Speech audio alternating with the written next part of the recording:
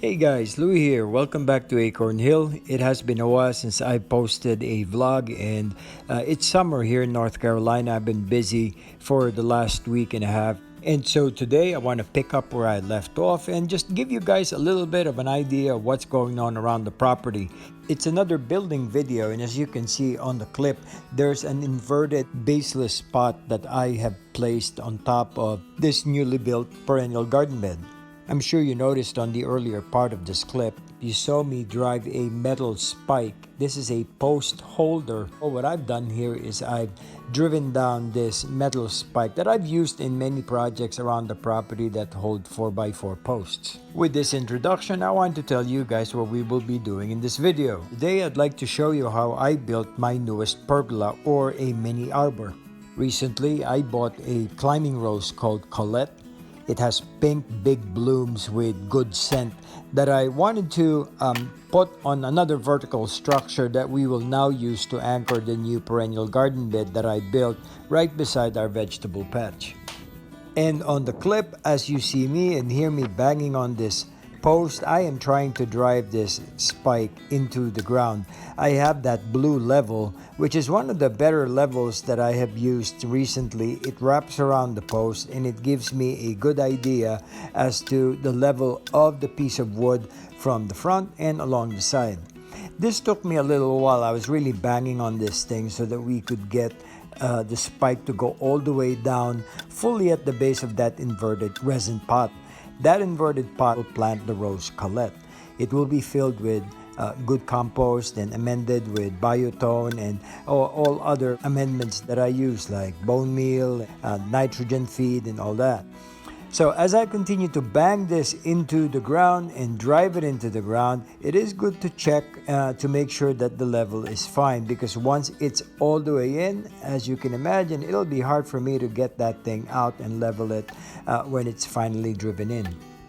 After about 20 minutes or so of driving it into the ground and making sure that the level is right, I finally have it at the point where I can stop piling the thing down into the ground. Showing you what it looks like, showing you from the top, there's that blue level that I told you. So it measures the lateral level and the vertical level of the post. I used what I call dummy posts. These are two pieces of 2x4. I used them so I don't injure the top of the metal spike when I was trying to set it into the ground. The dummy posts I attach using screws, and what I'm doing here is removing the resin pot. I'm unscrewing them from each other so that I could loosen them and expose the open negative space, which is the top of the metal spike. The top of the metal spike has holes where we could really drill permanent holes that will go into the permanent post that we will set into place. A few simple taps with a hammer and these dummy posts are gone. Now we're ready to put in the final 4x4 pressure treated lumber that will become the stem or the actual support of the arbor or the pergola that we are building. This piece of pressure treated wood is 6 foot tall, and right on the top we will place a series of several horizontal 2x6s that are 3 feet long, and they will come in about 7 repeats. At the end of each repeat or each piece of wood, there's a decorative English colonial cutout that I will be showing you in a different clip. Here you have it. This is what the 6 foot pressure treated 4x4 lumber looks like, which will now act as the post and the support system for all those repeats that I told you earlier we will be assembling right on top. Always using this nice nifty tool, this blue level. It measures the vertical alignment and the horizontal alignment of this post. And after securing the post with screws right on the bottom, it is now time to place the resin pot, which now acts as a sleeve slash baseless pot slash container for the rows that we will be planting for this build. Putting the initial setup for the resin pot, it is now time to check the level as well. Now we move on to the pieces of wood, the horizontal pieces that will go right on top of the vertical post that we just assembled into the ground. this is the pattern that I did. This is an English style colonial cutout that I've been seeing in many of the pergolas and arbors in botanical gardens. I drew this freehand, and this pattern measures about 3 feet. This will become a good feature. As you can imagine, there will be 7 of them repeating one after the other top of the structure. Laying out the pattern and cutting out a nice cardstock. A nice heavy cardstock would do the trick here because tracing it would be a breeze. This also ensured that the pattern is well laid out, they're even, and not going to make any mistakes once I start cutting this using a jigsaw.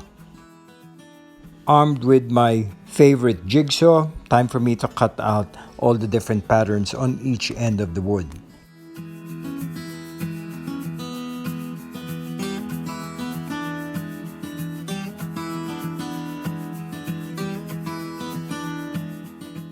Now that we got the 7 individual horizontal pieces cut to size, it is now time for us to do the fun bit, and this is assembling, dry fitting, just to see how the 7 individual pieces will look like right on top of this vertical structure.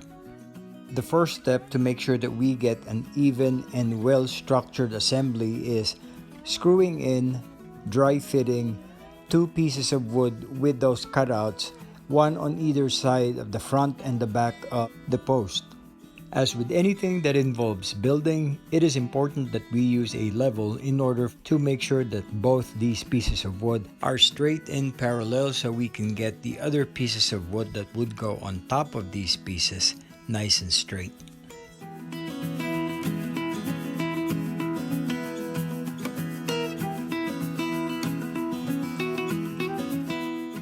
A few several checks, along with the final adjustment, it is now time to screw them onto the post.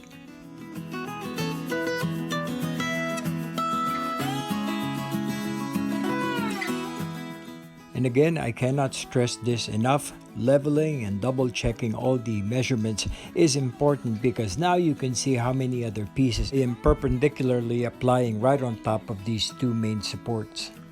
The wood pieces that are on top of the main structure has notches that equally and equidistantly match the ones that are right below. So what I'm doing here is like a jigsaw puzzle, or like a Jenga type of assembly, placing them on top and making sure that I put some securing screws right on either side of those perpendicular pieces. Securing the row of top pieces took a while, and I was really taking my time here so that I can make sure the top wood pieces are secure and that they match each other. And each time I place each piece of wood, I'm really appreciating all the symmetry, the depth and perspective that the top piece is really doing. It gives this vertical structure a good presence on this corner of the garden. This used to be, just to remind you guys, this used to be the problematic area in our property, and having all these vertical structures will give this part of the garden shape and form. What I mean here is the contour and 3-dimensional qualities of this individual piece will give this garden an outline so that we can see what is the negative space and how it can function as a feature piece on this expansive part of the garden. Notice the thicket of plants that are on the left side of the screen, right beside the structure. Now, this is one of the plants that have grown between my property and our neighbor's property.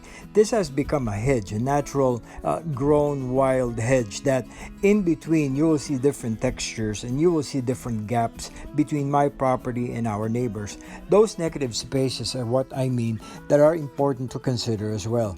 Negative spaces are gaps. These are the gaps created between all these different natural plants along the hedge. Gaps that are just as much a part of the overall composition as the object itself. In this case, this quarter pergola. Right, now that we got the top row of those cutwood pieces already secure on the 2 bottom pieces, it is now time to eyeball the assembly of the top row of individual thinner 2x2 pieces that would complete this project. What I'm using here are pre-made and pre-cut pressure-treated stair railings. These are pieces that you can easily get from the decking section of the hardware store. They typically come in 3-foot length measures, and you can get them pretty easily off the shelf. If you happen to be a friend of the channel and have been watching all my DIY videos, this is the same type of piece of wood that I use for Pergolas 1, 2, 3, and 4, a winter project that I did back in 2019. And if you're interested, I'll put a quick link on the description box of this vlog and on the screen. That way you can easily refer to that if it piques your interest. Alrighty guys, it's good to note that this project took me a couple of weekends. One weekend was just to cut, build, and put together all the elements of the vertical structure, and on another day I had to plant the rose Collette that I got recently from a local supplier. And can I say, look at the underside of that pergola or that arbor. Doesn't that look really good? It is symmetrical, it has all the curves and the cut lines and the symmetry that I really wanted. This was a blank area where we have all these foliage just bordering me and my neighbor's property, and having all these structures dotted and carefully planned out will give this area not just the look of all those greens between our properties, but also will punctuate certain parts of this used to be problematic area. But back to the planting bit.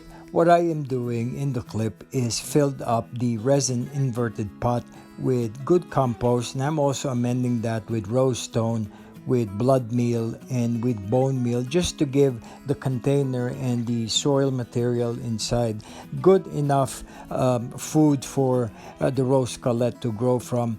This is going to be the food that the rose will be using for the entire season, and I wanted to make sure that container is packed full of different elements that the rose will need.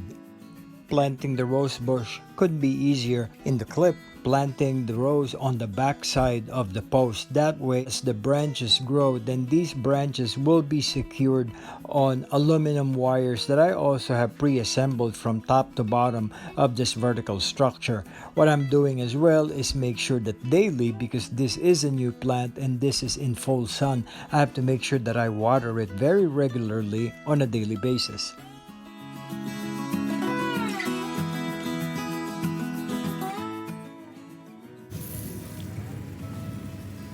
And here you have it guys, this is the new perennial bed area that I built back in early spring, and along with that, to border and to punctuate, to provide a good vertical structure on the left side of this garden bed, is this new quarter Pergola Arbor that will serve as the new home for our new rose. This climbing rose, the expectation after a couple of seasons, it will grow all the way up, and we will have a cascading amount of big blooms that will inhabit the top of this pergola and some sparsely along the vertical edge.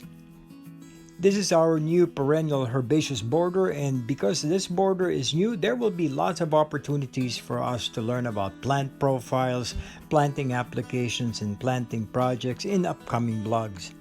And I hope that you will be sticking around as we continue to post those in the future.